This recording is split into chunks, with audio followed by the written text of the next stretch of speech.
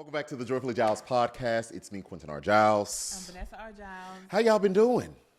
How you been doing? Hey y'all. Yeah. That was real country. Well, your country. Hey y'all.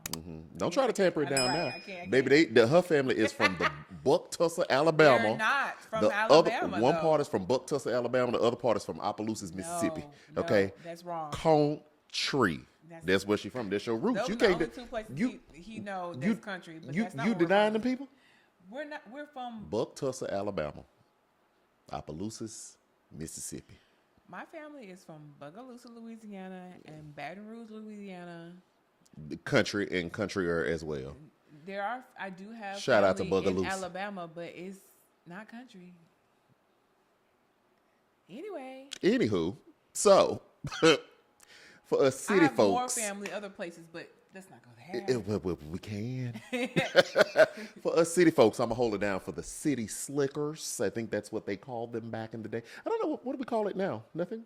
City folk. City folk. I'm gonna hold it down. That's country too, folk. I'm gonna hold it down for the city people. Okay. Yes. We have some city. Okay. All right. I was raised in the city-esque. My gosh. Anyway, what are we talking about today? Today we're talking about a subject that is easier spoken about than done, but it's serving one another. Serving one another. What you mean? Like you serving me some bread? Serving me some soup, salad, and bread if I go down to the Olive Garden? I used to work at the Olive Garden back in the day in college. I was a really good server. I was great. My managers trusted me. They used to give me like their little manager card to like, you know how you got to take stuff off if you ringing things wrong, but the manager got to come. They would literally just give me their card to like do it. Now that was probably one of the few jobs I actually did really well in.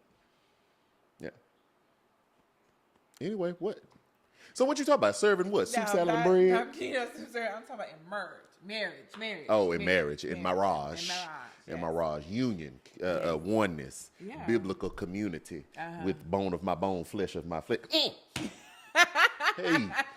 I just felt Bible. Is that what you felt? Yeah, go ahead. Okay, so serving one another. What's that like? Why are we talking about that? Because I know why we're talking about it. Serving one another is really not something you get to pick up and put down when you feel like it. It's definitely something that you do intentionally, and it's often at the expense of something that you want, you desire, you think. Okay, so is it difficult to serve? Sometimes. Okay. What about you? Well, Not a tune. A tune. You know, I'm always gonna have a melody in my heart. Is it difficult to serve? It can be. It can be. Oh, yeah. I think when we are in better times, when we are like not in conflict or arguments or just having disagreements, it is easier to serve you then because I'm not mad at you at that time. It does become more difficult, you know, when I'm not really feeling you right now because of either something you said or something that you did. And sometimes I have missed the mark in serving, and then in serving you even when I'm mad. But then I think there are other times where I can see at least where I'm like, I pushed past my own feelings to serve you in the way in which you need it. So it can be quite difficult. But I think that if anybody is going to get married, they have to understand that service is a part of the marriage. Like you can't. If you're going to have a good Christian biblical marriage, let me say it like that, because, you know, people got plenty different types of marriages these days. So if you're going to have a good biblical Christian marriage, service is a part of it. Even when with the command, I'm going to talk for men, with the command to love your wife like Christ loved the church. Well, how did Christ love the church? He served the church. He loved the church. He corrected the church. He uplifted the church. He steered the church in the right direction. He sacrificed for the church. There was a service that the Lord has done for the church. And so the way in which I look at my position, or one of the things that I'm supposed to do in my position as a husband, is I have to be like that. Now that don't mean I always make the mark. I just have to be clear because I don't want to come off perfect. I don't want to come off perfect. No, because something you said earlier was if you want a good, healthy biblical marriage. I'm like, biblical. I would use the word healthy if you want a healthy one. Well, some people got a different opinion on what healthy means. That's what it's a lot of different unions out there. There are. So what might be like, quote unquote, healthy to think of a polygamist is not necessarily healthy to us. Understood. That's why I put some parameters Sure. on that thing. Sure. And in my mind, healthy just really means that both parties are being served in the way that works for your marriage. I have a question then. Okay, what's your question? What does it look like to serve on a micro and a macro level? Meaning, give me examples. Like the little things when you serve and it's a sacrifice to you, and then some things that take a lot more work to serve your spouse. Like it's on a bigger scale. So what is it like to do that? Yeah, from a husband's perspective. Well, from this husband, I don't know about Right, all. that's what I was like for your marriage. Okay, yeah. From this husband, I think it's intentionality, because I don't, I've told you this. Well, you seemed. I think it's intentionality. What I seen? I think it's intentionality. I've told you before that I am a naturally selfish person. That is just, I am. I understand that about myself. And so I have to work to not be selfish when it comes to you. And that means, like, if I go to the store, honestly, my regular mind, I'm not thinking about anybody or anything except what I need to do. I need to get in, I need to get out, and I'm done. But if I'm trying to be intentional in serving you, I know you like the feels and the cutesy things. I could be more attentive and more forth thinking about, like, all right, I'm going to the store. They probably got cards over there. Let me go get a card so I can write her something, because I know she really likes this, and give that to you. To me, that would be like micro, would be an example of me serving you on a micro level. Just being intentional and thinking about you as well as me. On a macro level, I don't think it's that difficult to serve you on a macro level, because for me, when I think macro, I think stability, I think housing, I think lifestyle of sorts. And because, like we talked about in another podcast, we live well below our means. I think that as a husband, I serve you well in that you don't necessarily, or at least I think, you don't necessarily have to worry about the stability of our home. Will we have somewhere safe to live? Will we have food? Will we have lights? Will we have water? So I don't think, to me, when I look at it like that, I don't think that that is not as difficult for me to do than the micro, like the little idiosyncrasies that you like and that would bring you joy. That's much more work and much more intentionality that I have to put forth to do that. Okay. Yeah. What about you? Like you said, my marriage, our Yeah. marriage. Yeah. Somebody may find a resemblance in it. Sure. Like it's interesting because you're actually a very complex person. But Complexity. But at the same time, you don't ask for much. So that's interesting. Yeah, right? It's a very interesting dynamic. So I would say, like, for the small things for me, you love like a clean, fresh space. I do like a clean house. Very millennial style, very, minimalist-esque type of. I want it clean. Style of living. You love a good boho chic. Mm-hmm. Like the true millennial that you are. It is what it is. So I try to make sure that by the end of the day, no more than 72 hours that there's a good reset in the house. Even your room, like sometimes you'll tell me my room is a mess. It happens, right? And I'll be like, you know what? Come help you clean. You didn't ask me to help you clean, but I know that it helps you to get your room and just stuff, because I know that helps reset you so that you can think better, that you have a better clarity of mind. And so that's how I like to serve you on that level. And then on a bigger scale for me is just helping, even though you're a high capacity man, you can have 15 things going on at one time and they're all moving like a locomotive for you. For me, it's like noticing when, like, some of the history that Quentin and I have is that because I can see all of him and I know some of his limitations, I can see that even though he may be doing a lot of things well, that him, the person, is about to kind of hit a wall because he's given so much of himself. So I would say on a bigger scale, when I know that, like, even though like you're doing really good, like things are going so well, that I'll like, hey, just in a graceful way, let you know, hey, I think you might need to take a break. Mm-hmm.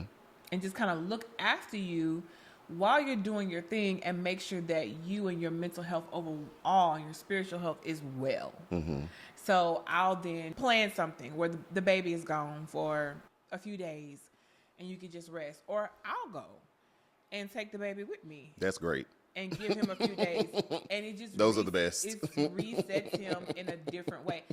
I feel personally impacted on a big way because I'm like, this is my home too. This is my safe haven as well. Mm-hmm. But I know how much my husband needs that to be his best self. Oof. So I'm okay with retreating somewhere for a couple of days so that he can just reset. When you gonna do that again? It's been a while since I had not had you retreat somewhere. Well, you've been managing pretty well lately. Oh, so I need to be about to crash? Let me schedule my crash soon. We have a vacation coming up soon. So that's not we have a vacation growing. What do you mean? Oh, you're right. Okay, I'll see what I can do. Okay, yeah, that's great. That's great.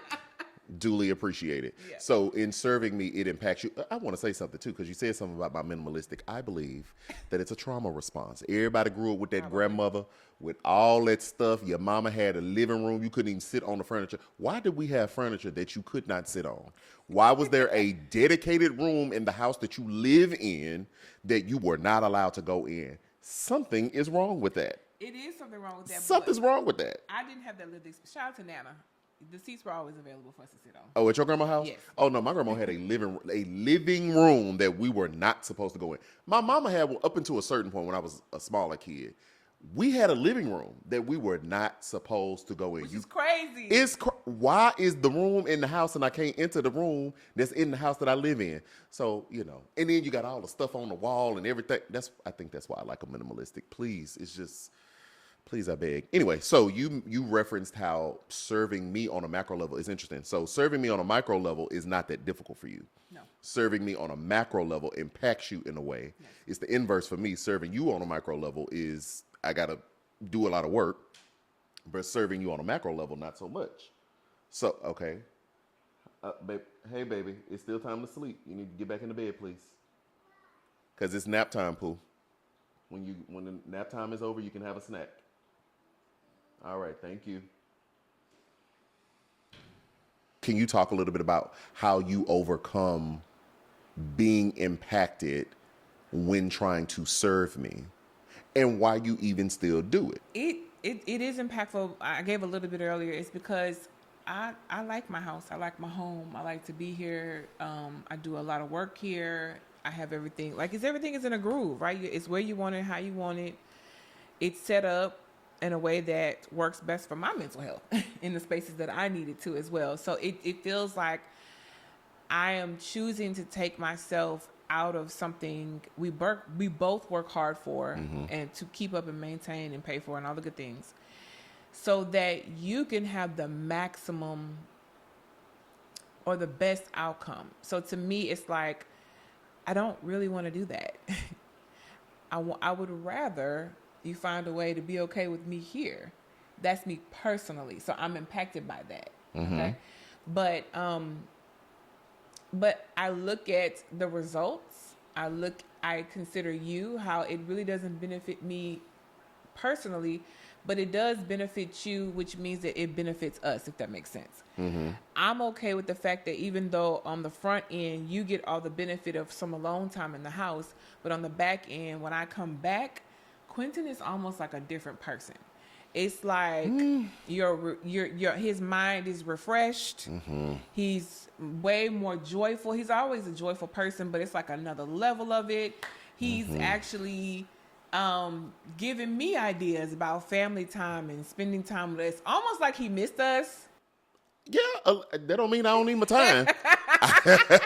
Two things can exist at once. They can. But yeah, so it's like, come here, like come closer, and he wants a lot of that time. I remember the last time it happened, I gave you some days. I came back, we woken up for the morning, and normally early morning on the weekends, Alea and I will go get coffee and come back.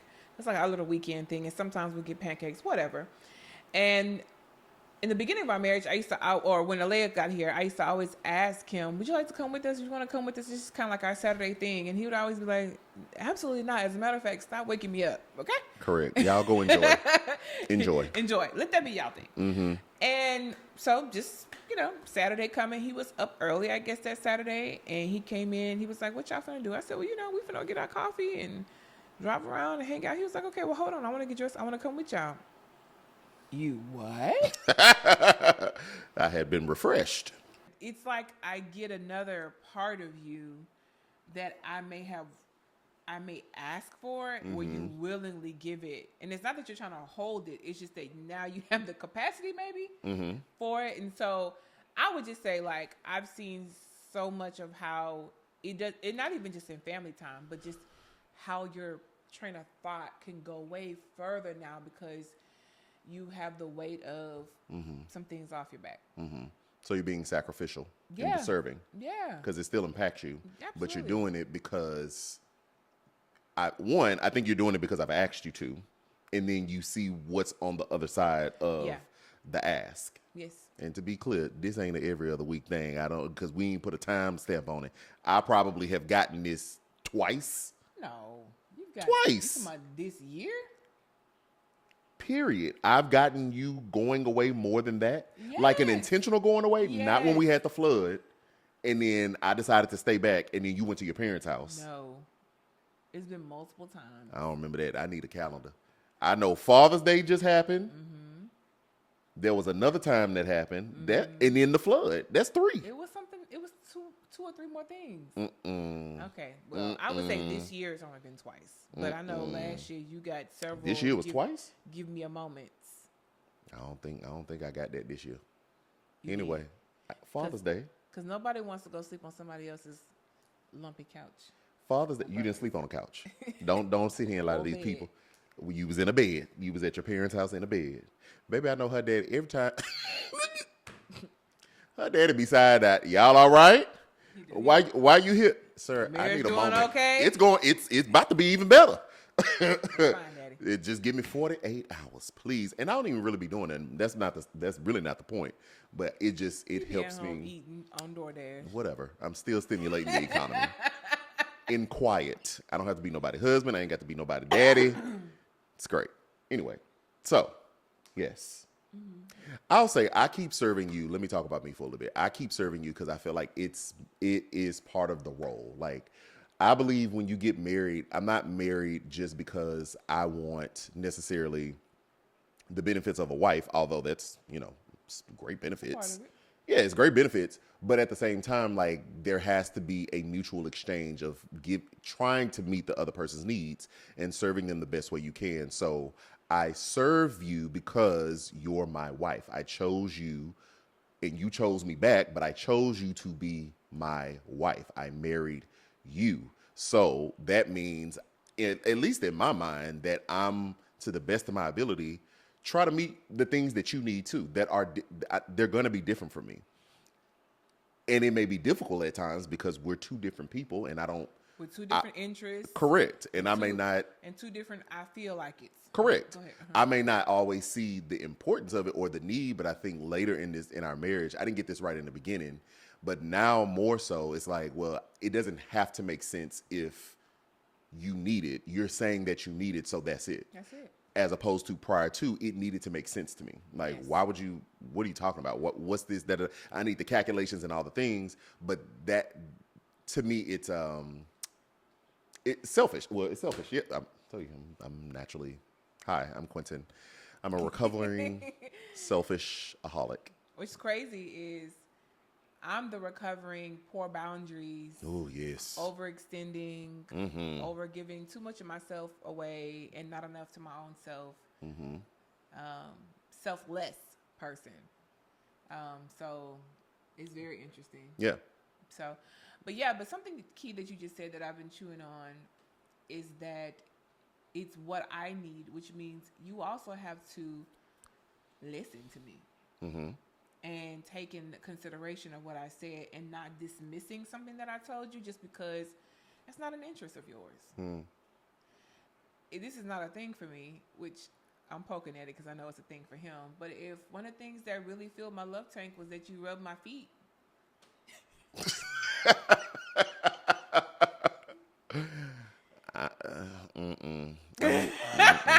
You and gonna it's be no empty. shade at my feet, he just don't like feet. I hate Yeah, feet. Feet go on the ground and nowhere else. except for Elias. Well, that's my child. That's different. That's a whole nother beef we got. But anyway, Ooh.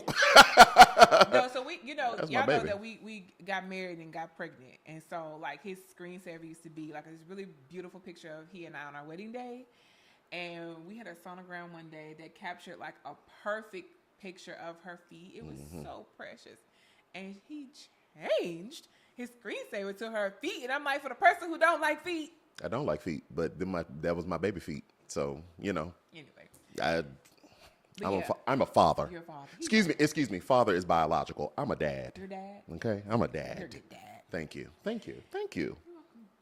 So just going back to just the being heard, I think something that I had to learn as well is that someone who loves to give and loves to make my partner feel special and wanted, I also did a lot of things that I thought you would like. Correct. And sure, some of them hit the wall and stuck. But I really had to scale back and say, but what does my husband keep telling me that he wants? Correct. Like, he just wants a clean house. Like, mostly. That's like mostly what his thing is. Like, so. I don't ask for much. He doesn't. Even though he's very complex, he doesn't ask for much. And so I would do all these other things and make these big grand gestures, but they just didn't have as much impact as what he asked me for. And just stick to that. And be okay with that. And so I just wanted to kind of reiterate that, like, just making sure that like there is a space to hear your spouse. Yeah. Or stick with that, sure, because that is what I asked for. But on the giver's side, if you still want to do the big gestures, don't make it the receiver's fault if they don't see it as big as you see it, true. especially if it's not a thing that they really get into, ask for all the things. Like if I have a birthday and I'm saying, get me a chocolate cake, but you bring me a vanilla cake, you brought me a cake, but it's not the cake that I asked for. I'm appreciative that the cake got here, but I asked for a chocolate cake. So you mean even the $500 specially flown in vanilla bean that was mixed in? It was so good, Thank you. luscious. Thank you. I appreciate that. Thank you. Thank you for all of the effort. Truly, thank you. But if we start having more conversation, I'm like, next, can you give me a chocolate cake like I asked for a chocolate cake? You could have got mine at the Costco. I want a chocolate cake. So I'm saying, actually, no, because in that instance, no, you need to give me what I want for my birthday. Just wrap that, just like you gonna want what you want for your birthday. I'm saying that serve the person and get them what they need.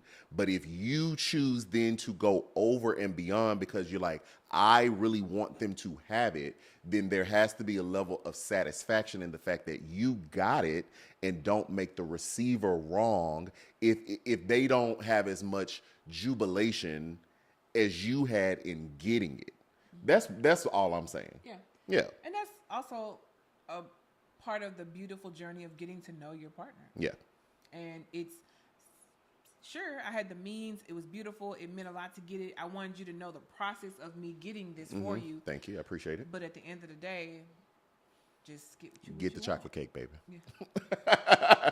Get the chocolate cake. So all in all, I think what we're saying is in marriage, serving each other, it is a priority and it takes work. It also takes a lot of communication to understand what the person wants, needs, desires. Receive it when you hear it. Correct.